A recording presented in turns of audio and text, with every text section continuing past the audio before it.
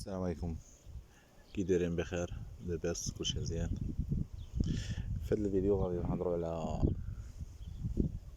على كيفاش تحارب الناس اللي كيحاربوا الدين ديالنا والطرق اللي نمكنوا للدين ديالنا، حيت شحال من مرات الانسان كيشوف راسو انه وحيد. وجهه ما كتطلب لا حجر لا مداري لا بلاط لا رطوات نضربوا بهم، وانما انك خصك تعمل العكس اللي كيعملوه هما. فهما راه كيعملوا العكس اللي كيامر به القران. انت كون راجل وكون مسلم ياك، وتشبت بالمبادئ ديالك وعمل على عكس ما يامرون به هم من تفسخ وانحلال. انت ايها المسلم ملي كتدخل الجامع، واش كيصلي وحدك العيله في الصف واحد؟ لا، كيصليو في واحد المكان معزول، يا اما فوق في المسجد يا اما اللور، وما كاينش الساتر.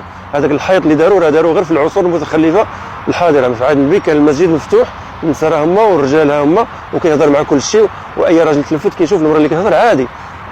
من خلال عصور التخلف والتزمت داروا الحيط وعزلوهم. هذا هو السبب ديال تخلف النساء، لان ما كيشوف الامام. ولا المهم خلينا من هادشي. على اي النساء هنا والرجال هنا. واخا انت السي بالعوديه المسلميه اللي كتهز الضريبيه وتمشي للجامع، النساء اللي هنا والرجال هنا.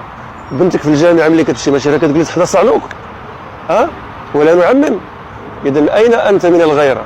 علاش ما تدافعش ودير جمعيه ولا ما نعرف ولا شي حاجه ولا شي حزب ولا الاحزاب ديال الباطل؟ هضروا معاهم على هذا الشيء. يعني علاش بناتنا يخلطوا مع الاولاد؟ كثر الفساد، كثر الزنا، كثروا البنات عندهم 15 عام حاملات، اغتصابات في الطواليطات في المراحيض. هذا الشيء كاين ولا ما كاينش؟ كاين. اذا علاش ما ندافعوش على هذه المسائل؟ علاش المسلمين في البلاد ديالهم العربيه ما كنهضروش على اليابان واليونان ولا ما نعرفش، كنهضروا على البلاد العربيه المسلمه اللي فيها 99.99% ديال المسلمين. اين انت يا اخي المسلم؟ علاش علق في الصفحه ديالك في الفيسبوك هضر، قول هذا راه منكر ما خصوش يكون، ما تضرب ما تشير ما تهرس عادي، غير هضر باش الفكره ما تموتش. فكيفاش المدارس مختلطه بنات وولاد؟ شكون اللي دار داكشي؟ راه هما العلمانيه والتلاحده والنسويات والفيمينيست باش يدمروا المجتمع، وراه دمروا راكم كتشوفوه. اذا علاش حنا ما نعملوش عكس هذا الشيء وننشروا الوعي؟